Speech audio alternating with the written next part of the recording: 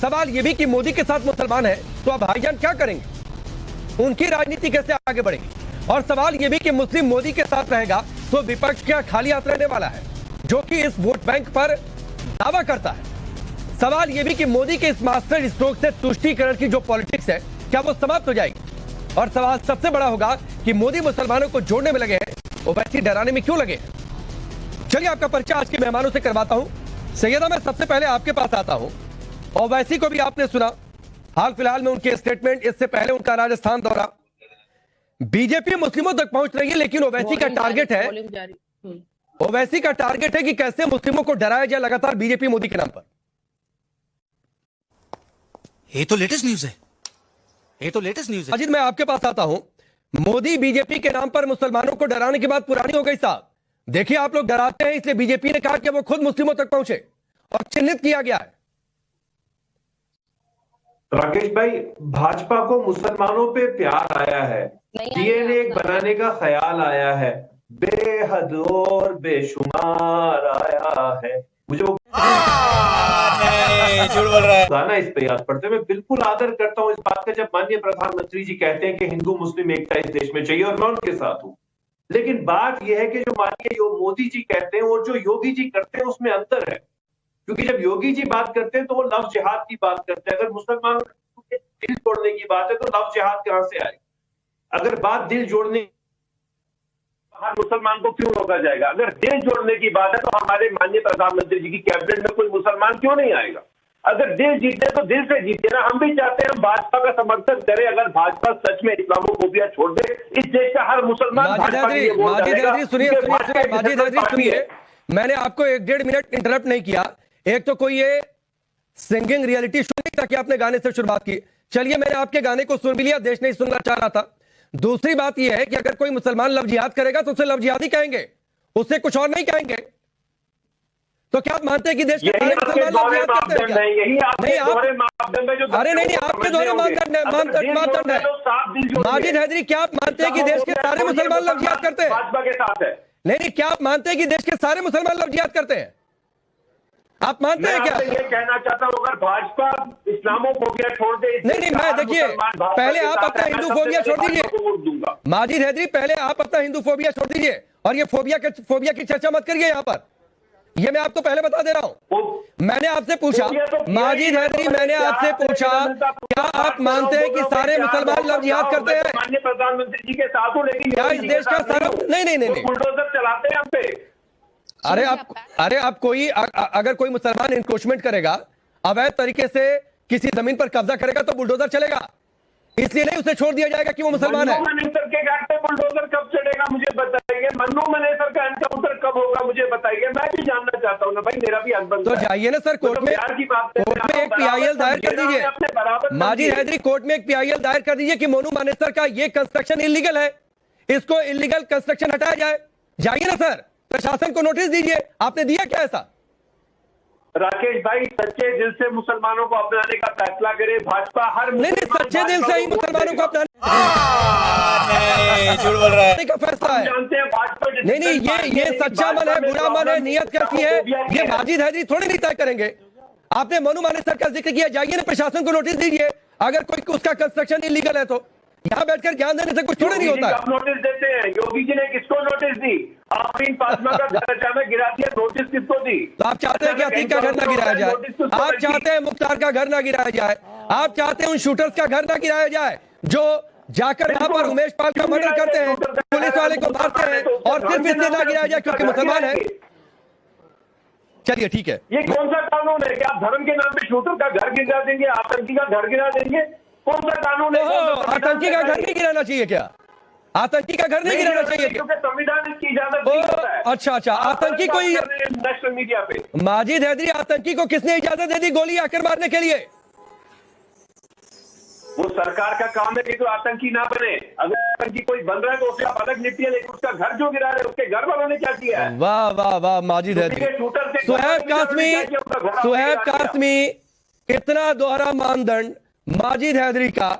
आज हर मस्जिद में सैयदा फलक बीजेपी मुस्लिमों तक पहुंच रही है, लेकिन ओवैसी मुस्लिमों को डराने में लगे कि भाई ये आ गए, आपका बड़ा नुकसान है, इनको हटाइए। ये डर नहीं चलेगा। देखिए सबका साथ, सबका विकास, सबका विश्वास, जुमला बहुत अच्छा है, बहुत उम्दा है, बोलने में सुनने में बहुत अच्छा है। अब ये सबका साथ हो रहा है, सबका विश्वास है नहीं है, वो बात पे तो मैं आती हूँ, मुसलमानों की बात पे मैं आऊंगी, लेकिन हम पहले उस बारे में बात कर लेते हैं कि वाकई में सबका विकास हो रहा है। भाई हिंदू, मुस्लिम, दलित, आदिवासी, सिख, ईसाई, कोई भी रहने दो, आप पहले ये देखिए, आप ये बोलिए कि क्या पहले सबका विकास हो रहा है? 15 लाख आ गए, गैस सिलेंडर का रेट क्या है आज, तेल का रेट क्या है, पेट्रोल डीजल का रेट क्या है, चाइना घुस गया है इंडिया में, उसके बारे में बात करिए। क्या किसानों का विकास हो रहा है? क्या जवानों का विकास हो रहा है? क्या मजदूरों का विकास हो रहा है? गरीबों का विकास हो रहा है? पहले विकास की बात कर लो, पहले विकास की बात। सैयदा फलक, याना मैं आपके पास आता हूँ। कासमी साहब एक मिनट, सभी लोग एक साथ नहीं बोले। कासमी साहब शांत रहिए, याना मैं आपके पास भी आता हूँ। सैयदा फलक, विकास की बात तो होगी और विकास की बात होती रहती है, लेकिन पहले ये डराना तो छोड़िए। ओवैसी साहब मुसलमानों को डराना तो छोड़े। अच्छा, कौन डरा रहा है? ओवैसी डरा रहे हैं, ओवैसी डरा रहे हैं, सिर्फ मुसलमानों की बात करते हैं, हिंदुओं की बात नहीं करते हैं। अगर हमारे प्रधानमंत्री को मुसलमानों से हमदर्दी है, वो वाकई में ही सबका साथ, सबका विश्वास चाहते हैं, तो जब नसीर और जुनैद के साथ वो जिंदा जलाया गया, जब उनकी बॉम्ब लिंचिंग हुई, क्या नरेंद्र मोदी जी के घर पर, आप सुन लीजिए, क्या नरेंद्र मोदी सैयदा फलक, सैयदा फलक अब सुन लीजिए। मैडम सुनिए ना, सुनिए, मुझे पता था आप नासिर जुनैद का जिक्र करेंगी। सुन लीजिए, एक बात सुन लीजिए, फिर मैं दूसरे मेहमान का रुख करता हूँ। मुझे अरे सुन लीजिए ना, सुन लीजिए। अरे आप करिए, आप नहीं करती तो मैं कर देता। आपके ओवैसी साहब नासिर जुनैद, अरे मुझे ये बोलिए, अरे सुनिए ना पहले, अरे सुनिए सैयदा फलक, मैडम सुनिए, थोड़ा सा सुनने की मत रखिए। मैडम सुनिए ना, अरे मैडम सुनिए, नहीं फलक ऐसे नहीं चलेगा। फलक सुन, अरे फलक सुना करिए, फलक, अरे ये कोई फलक, ये कोई पार्टी का कार्यक्रम नहीं है, नेशनल चैनल की डिबेट शो है। सुना करिए, सुनकर जवाब दिया करिए, बेहतर तरीके से अपनी बात रख पाएंगी। नासिर जुनैद का आपने जिक्र किया, बहुत अच्छा किया, जो हुआ गलत हुआ, उस पर कड़ी कार्रवाई होनी चाहिए। ओवैसी साहब गए, बहुत अच्छा किया, लेकिन वही ओवैसी साहब कन्हैया के घर क्यों नहीं जाते हैं, जिसका सिर तन से जुदा कर दिया गया था, क्योंकि कन्हैया हिंदू था, नासिर जुनैद मुस्लिम थे, इसलिए उनके घर चले गए। आप पहले मालूम करिए, कन्हैया लाल को बोलने वाले, मारने वाले कौन थे? क्या कन्हैया लाल को मारने वालों को हर अरे कोई था मारने वाला? नहीं, मैं मारने वाले पर जा ही नहीं रहा हूँ। आपने उसका कंडेम नहीं किया?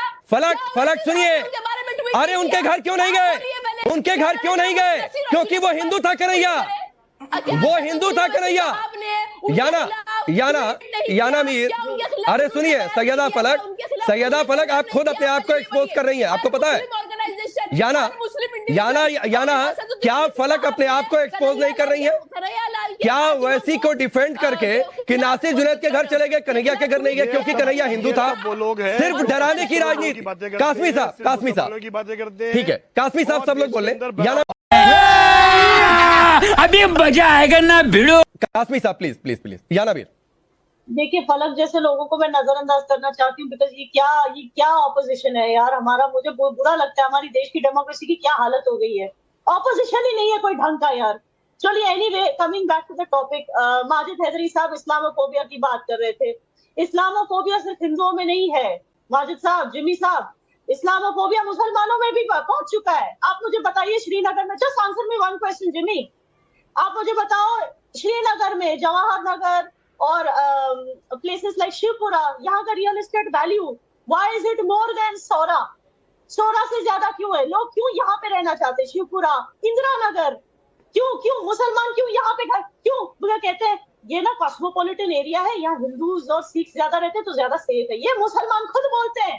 Majid Haidari, you can not deny this, and ये हर शहर में ऐसे ही हो रहा है। चलिए, मुंबई का आप केस ले लीजिए, अंधेरी वेस्ट में मिल्लत नगर का रेट इतना कम क्यों है कंपेयर टू लोखंडवाला कॉम्प्लेक्स, जो ज्यादा कॉस्मोपॉलिटन, जहाँ हिंदू ज्यादा रहते हैं और मुस्लिम भी प्रेफर करते हैं लोखंडवाला में ले example.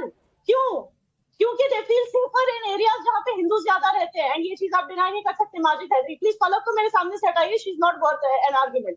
And finally Majid Haidari, एक और चीज democratic country, I can decide, मुझे बेकार लोगों से आर्ग्यू नहीं करना है। अच्छा माजिद हैदरी, एक और चीज, अगर आप कंडेम करते हैं, अगर आप मोनो कैसे मेरे हो गया? पास ऐसे condemn लोगों की करते हैं? गिनती भी नहीं है, मुझे इनका Thank you, नाम भी thank नहीं you. पता। I appreciate, उनको I एटलीस्ट मेरा appreciate. नाम पता है। Please she is keep quiet. Focusing on me, Sure, I don't sure. Even Please focus keep on quiet such now. People. ठीक है, फलक फलक फलक सुन लीजिए, सुन लीजिए, बारी बारी से सुनते हैं, बारी बारी से बोलते हैं। इनके अकाउंट में याना अपनी बात पूरी करिए, फिर मैं यास्मीन जी का रुख करूंगा। याना अपनी बात पूरी करिए। सुनिए, इनके अकाउंट, फलक जी के अकाउंट में जो 15 लाख डालेंगे तभी सुनेगी, तब तक ये नहीं सुनेगी। इनको म्यूट कर दीजिए।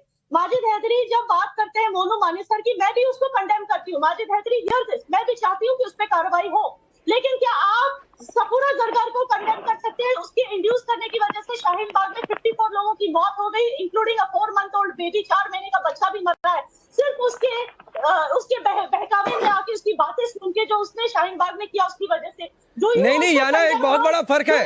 याना मैं आपको रोकता हूँ, यास्मीन जी का मैं रुख करूंगा। और ये कहते हुए कि एक बहुत बड़ा फर्क है। अरे माजिद हैदरी सुनिए, हिंदुत्व का इंजेक्शन किया गया है। जब तक आपको हिंदुत्व के इंजेक्शन का असर कम नहीं होगा, आप ऐसी बातें करेंगी। मैं आता हूँ, अंबर आता हूँ। होगी कि आप सेकुलरिज्म के 2 इंजेक्शन करवा लें, उसके बाद आप अच्छी तरह बात करेंगी, जो देश के हित में बात होगी। कि एक बड़ा फर्क है, एक बड़ा फर्क है। याना मीर और दोनों, माजिद हैदरी शांत होइए। एक बड़ा फर्क है याना, बड़ा फर्क ये है ना कि हम कोई अगर हिंदू अपराधी निकलता है ना तो उसकी खुलकर आलोचना करते हैं, लेकिन अगर कोई मुस्लिम अपराधी निकलता है तो माजिद हैदरी यहां बैठकर कहते हैं कि मुस्लिम है साहब छोड़ दो, और इसलिए डिफेंड करते हैं कि मुस्लिम है। यास्मीन फारूकी आप कुछ बोल रही हैं, रुक जाइए। यास्मीन ठीक है। क्रिमिनल होता है। यही नहीं, अभी और सुनिए। जी बिल्कुल। राकेश, देखिए मैं यही बात कहना चाह रही थी कि देखिए हम जब भारत की बात करते हैं तो भारत दुनिया का एक सबसे बड़ा लोकतंत्र है, और उस लोकतंत्र में जहां पर सबको अपना धर्म और अपनी तरह से राजनीति करने की इजाजत है। सईदा फलक अभी यहाँ पे कह रहे थे कि पहले साबित करना पड़ेगा, तभी आगे बात की जाएगी सबके साथ सबके विश्वास की। वो उस पार्टी से आती है जिनकी पार्टी का नाम ही है ऑल इंडिया मजलिस इत्तेहादुल मुस्लिमीन। वो भारत में रहकर सिर्फ मुसलमानों की बात करते हैं, और उनकी पार्टी के प्रमुख सबसे ज्यादा कॉन्स्टिट्यूशन की बात करते हैं और सबसे ज्यादा चिल्लाते हैं। जब बात आती है भारत की, तो भारत में रहकर वो बात करते हैं अपनी अलग शिक्षा प्रणाली की, अपना अलग कानून, अपनी अलग व्यवस्था, अलग सोच, अलगाववाद, और उसको इतना ज्यादा पोषित करते हैं, बात करते हैं सबके साथ और सबके विश्वास को। आप प्रूव कैसे करेंगे? बीजेपी वो पार्टी है जिसने करके साबित किया है। अगर प्रधानमंत्री मोदी जी की बात करें, ट्रिपल तलाक वो मुद्दा है जिस पे मुस्लिम महिलाएं 3 दशकों से ज्यादा से लड़ती रही, और किसी पार्टी ने, किसी धार्मिक लीडर ने, किसी ने मुस्लिम महिलाओं की आवाज नहीं सुनी। मुस्लिम समाज में मुस्लिम महिलाओं की क्या स्थिति हम सब जानते हैं, लेकिन किसी के बाप में 3 मिनट नहीं थी कि मुस्लिम महिलाओं की आवाज सुनकर या उनको इंसान समझकर उनके हक की बात करे। पहली बार भारत में इस दशक के अंदर मुस्लिम महिलाओं की आवाज सुनी गई, उनको मुख्य धारा से जोड़ा गया। और इंस्टीट्यूशन लेवल पे बात करें तो कौन सी ऐसी योजना है जिसका फायदा भारत के मुसलमानों को नहीं मिलता?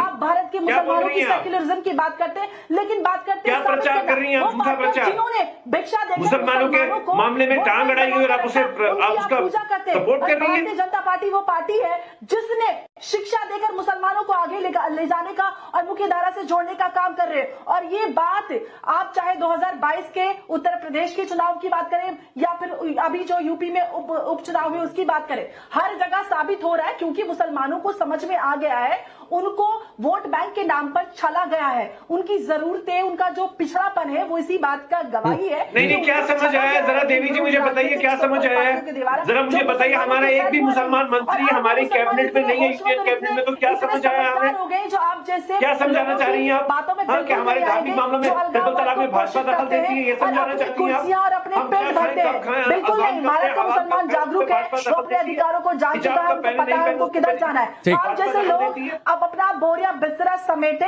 और जाएं आप हज करने। आप बहुत अच्छे मुसलमान हैं, आप हज करने जाएं, अल्लाह का शुक्र अदा करें कि आप भारत जैसे देश में पैदा हुए, जहां पर आपको सब कुछ मिलने के बाद आप इस देश में रहकर इस देश की आप धज्जियां लगाते हैं। आप थोड़ी शर्म कीजिए और कभी अल्लाह से अपने गुनाहों पर, अपने कर्मों पर माफी मांगा कीजिए कि आप भारत में रहकर किस तरह की बातें करते हैं। और आप बताइए ना, आप बात करते हैं हम खुद के साथ किसी के भी साथ की अगर हत्या की हुई है, आप अगर ईमानदार होते हर एक हत्या। माजिद हैदरी एक मिनट, काफी देर हो गई। अंबर जादी रुक जाइए।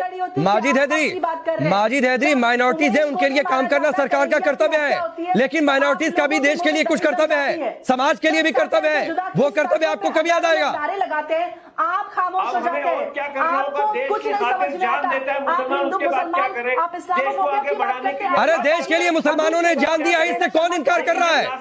इससे कौन इनकार कर रहा है? लेकिन अगर कोई अपराधी मुस्लिम है इसलिए उसको छोड़ दिया जाए, ये कौन सा कर्तव्य है भाई? लेकिन और क्यों नहीं करूंगा? पाकिस्तान से थोड़ी सवाल करूंगा, अपनी भाजपा की सरकार से सवाल करूंगा। मेरा हक बनता है सवाल करने का। अगर माननीय प्रधानमंत्री जी कहते हैं मुसलमानों से दिल जोड़ो, तो मैं तो बात करूंगा, गिला शिकवा करूंगा। तो गिला शिकवा करिए ना सर, लेकिन मसला गिला शिकवे तक ही रखिए, नफरत के लेवल पर मत लेकर जाइए माजिद हैदरी। और